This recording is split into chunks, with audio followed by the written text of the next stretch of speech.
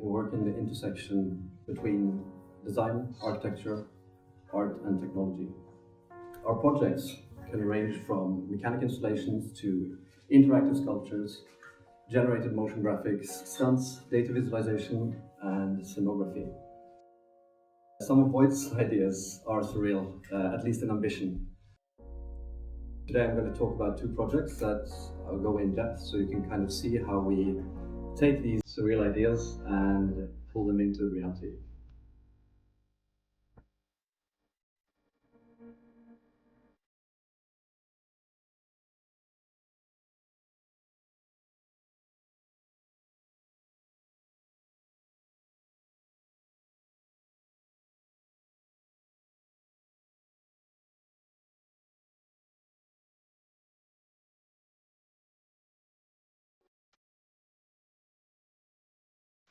So, good morning. Welcome to this talk called Unraveling Surreality. My name is Per Christian Stovland. I'm a co-founder and partner of Voigt, an alternative design studio at Rodeløkka here in Oslo. Voigt started approximately 4 years ago, and we work in the intersection between design, architecture, art and technology. Our projects can range from mechanic installations to interactive sculptures, generated motion graphics, stunts, data visualization and scenography. So the topic of this month is surreal. I have to admit it was quite hard to kind of find a link, because I mean, what is surreal? I did of course the standard thing of going through the dictionary. So I sat down and thought about it quite a lot, but I realized quite quickly that it is quite subjective, you know, what's surreal. But our ideas are arguably surreal by definition. And some of Voigt's ideas are surreal, at least in ambition. And today I'm going to talk about two projects that I'll go in depth so you can kind of see how we take these surreal ideas and pull them into reality. The first project is Iris Media Crystal. It's a project we did in collaboration with Anti Bergen. So the Media City Bergen is a new focal point for the media industry in the region. So organizations like TV2, NRK, Bergens Tidende, the university, or the media faculty at least, are all going to be situated in, or are situated in this building. And initially, Anti had developed the brand, or Anti Bergen had developed the brand, and they asked the question, what is media? The conclusion was media equals light. We capture it, we transmit it, and we view it. And from the imagery, we started thinking about how light refracts into different colors that, for example, white light is built up on, and gave rise to thoughts from how we could pull nature into this in some way, how light is refracted through crystals and prisms. So we were going to start off by creating some kind of art piece proposal, or what more widely known as a pitch. We had three hooks to start off with. It was going to be a permanent art piece, and we wanted in some way to let this sculpture kind of have a connection to the building in some kind of way, and also have some kind of physical interaction. So we start off with some mood boards. You see we get some references from nature, how the crystals kind of form, structures, and we started talking about kind of the old 80s thought when it comes to computers. And this also started giving us thoughts about what if we let this sculpture develop a kind of personality based on the activity around the building. So we know that human personality is formed by impressions, both emotional and intellectual, and our personality expresses itself in the same way, through emotional or intellectual means. So we thought of how could we do this, or how could we kind of simulate this. So the stimuli that this sculpture was going to have was taken from, see, all the organizations in this building, they have their Facebook page, they post their news. So what if we could monitor those and kind of develop some kind of algorithm that took these words and was expressed in some kind of mood from this sculpture. Other kind of stimuli is the 3D sensors we thought of putting around it, so it was always aware of what kind of activity was around that, with people, anything. But then again, how do we want to express this? So we quickly did some testing, and this is some abstract idea of how we could express Eiris's thoughts. This is the screen recording from a program that was written. But anyway, we had to think about how this sculpture would, or what it would look like. So some background information. Media City Bergen is a refurbishment of 3 old separate octagonal towers, and the building was kind of going to envelop them all. This is a render from Mad Architects, and it was important to us to echo the geometric language in the building.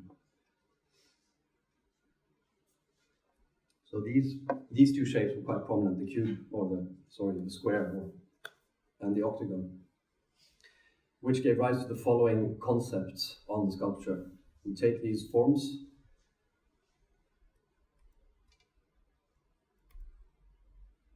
but there is an endless way to configure this. And the question is, how do we find the most optimal one when thinking of the design and the functionality of it? So we use different tools. This tool here is the Rhino Grasshopper combination, which lets us set up some basic parameters which we can then switch and change, and offloading a lot of the calculations to the computer. And that way we can produce quite a lot of different shapes and decide that way, without being restricted about the cumbersome process of calculating everything ourselves. So we landed on this final shape, and for the pitch we had to draw some renders to give an impression, and also combining with the expression, we've landed on this this video to show what we thought this could be.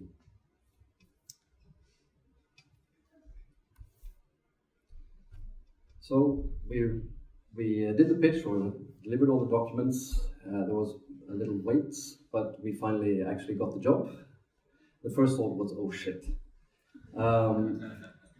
One thing that didn't help either was that quite quickly after we got the job, we realized that the LED panels on the contours of the sculpture actually didn't exist. At least not ones that could fit there. But I'll talk more about on that issue later. So we start prototyping. We do 3D printing. We do some, you see we have a model here with the, just by paper. And we did a lot of material testing. We also had to draw some production drawings. There we had some engineering challenges on where to put all the stuff. So you see here the base, which is cast in the concrete. We had to make sure that we had room for everything. So this is the base being cast. It's going to house all the electronics. And we had a visit at the welders, where you can just see the form is coming up. This tube here was going to be placed into this one. So at the same time, we were working on the electronics. And remember those non-existing LED panels? We had to make them ourselves. So you need about 5 lines. You can probably do it with less, but basically 5 lines to create readable text. So in this situation here, you see that we have a drawing of how we want the LED panels to look like, and this is the first initial test we had, basically creating ourselves. you order the LEDs by meter, and then you have to solder, map, and program it yourselves. And for this project, we ended up around 10,000 LED lights, soldered manually. We also had 12 panels, which were a little less hassle, a bit more off-the-shelf kind of thing. And we had wires. We had to construct the suspenders to be hollow, so we could have the wires going through that, so it's not visible. Finally, we got to the location and started setting it up. And so this is an image of the inside or inside the concrete base. And just to sum up, the total amount of electronics there, we had 4 PCs, we had 4 Kinect 3D sensors, 2 Mac Minis, 8 microcontrollers, 4 power supplies, 1 network switch, and 24 power outlets in that little room. So we put the things together, and when we got to a point where we could actually turn it on and see what happened, this is one of the first images we had. And we were really stoked that it was up and running. So we finished up, and the point was to have a test run of this for about one month to kind of take out all the growing pains. So we went back to our office, and so one thing is that the installations and projects we build, if it's a permanent thing, we always set it up in some way that we can control it from anywhere in the world, basically, but we can remotely control it from offices. The first thing we did when we came back was to check that everything was okay with computers, and none of them were online. So we were freaking a bit out, and we understood that there was a big temperature buildup in there, so the computers just turned themselves off. So we had to go back, install a fan to kind of pull the air up and out of the base, which again led to a new problem with some of the LEDs starting to fall down because the glue we initially used kind of softened up when it got heated up. So we went back and just did it all over again with some industrial type silicone. Anyway, when that was out of the world, and also a big part of what Void does, I mean, 95% of the people that sees what we do end up just viewing the documentation afterwards. They haven't seen the actual installation. So documentation is really important to us. So we got a documentation team in up to see, just give some photos and videos. And following here are some quite nice shots from final sculpture. And I'll show a short video that kind of explains how it works. Iris is a interactive media sculpture that reflects and sort of refracts the daily news. It brings in very specific traits to what we normally reflect into a personality. It is the digitalization of the media anchor. Well, there's quite a lot of technology that is put together to make this thing work. There's a specially developed screen technology that is custom built, and then there's the 3D cameras for sensing people, how they move, how they behave, and also it can see if people are smiling, if they're looking directly at the sculpture or looking away. And that, again, affects how the news are represented within Iris. Iris is a brand purpose project, but living in its own right as an artistic project. So it has the purpose of bringing people into the space, with them being curious about what it is. But it's also a living reflection of media as an industry. We used kind of like the layout of the space as an analogy for how you, from a distance, can get overwhelmed by information. So you need to somehow get up close to kind of reveal the information that is only seen as this fragmented code that is moving around within the crystal. Where we are now with Iris, it is not so much a finished result. It has become a platform in its own right.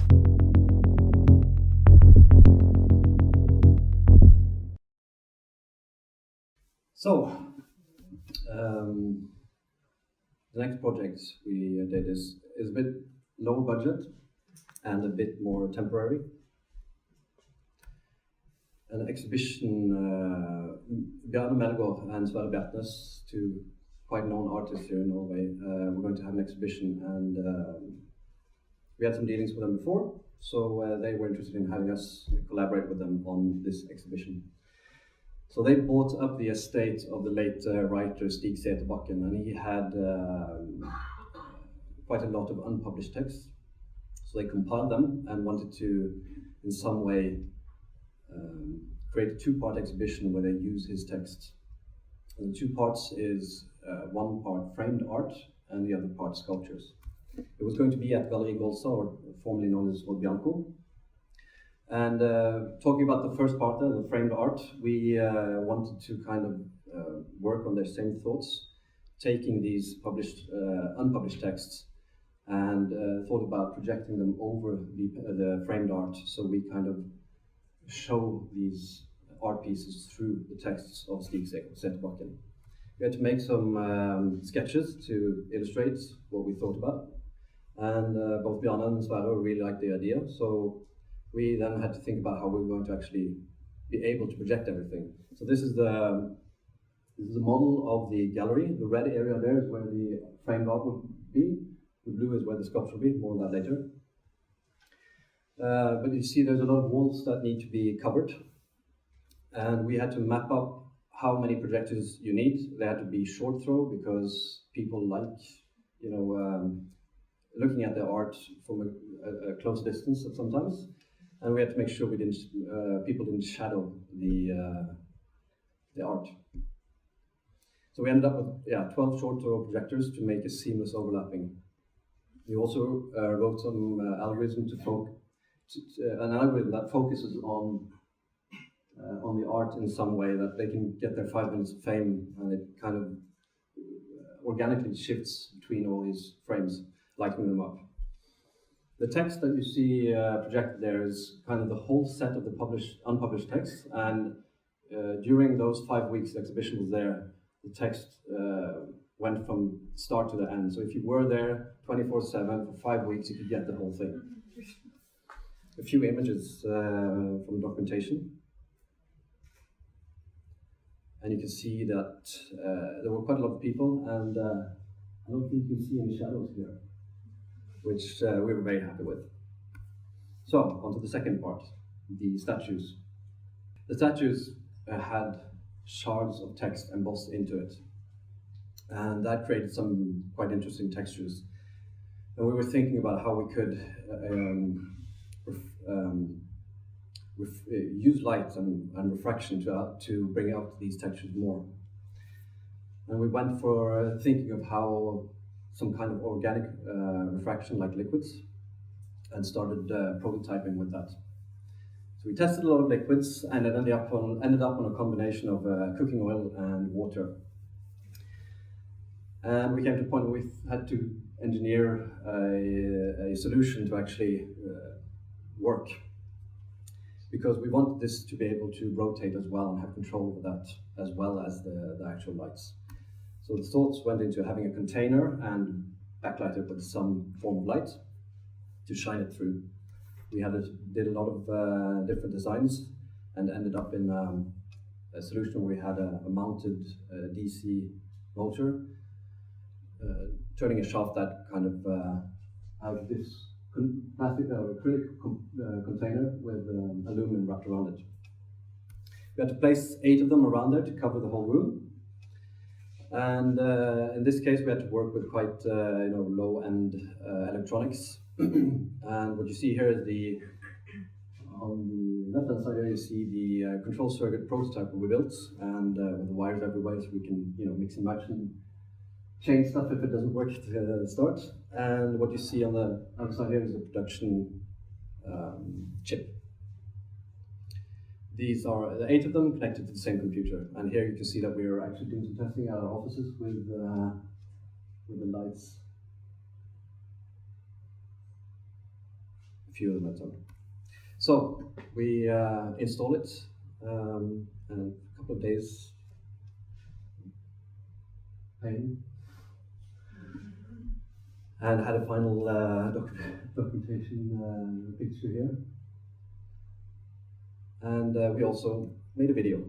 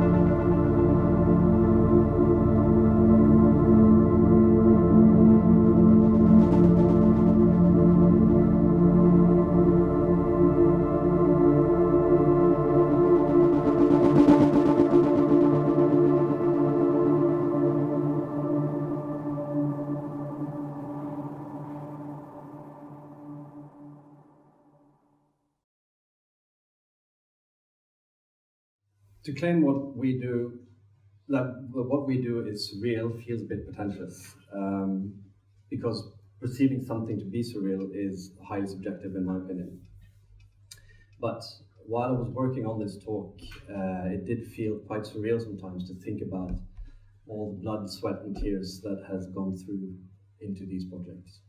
So before ending this talk, I want to just show a little showreel of projects we've done before this. And I'll probably take some questions afterwards.